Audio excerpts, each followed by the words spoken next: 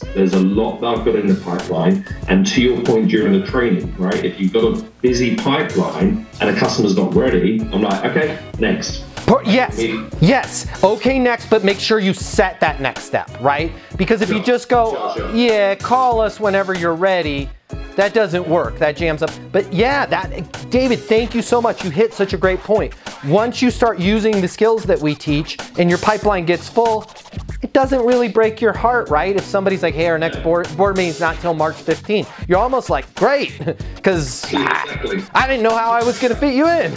Yeah. No pressure, I can now go and do this. And you know what's interesting, and I'm sure you're seeing this, David, when you communicate that professionalism, but at the same time, like, I don't need your business. And I don't want anybody to take that the wrong way. Now all of a sudden, you'll be like, okay, great, I'm gonna call you March 15th at 2:30 p.m. if I haven't heard from you before then. It's like, all of a sudden, December 2nd, they're like, hey, wait, is there any, now those are the people, they're coming back to you ahead of time because you weren't trying to force something in there.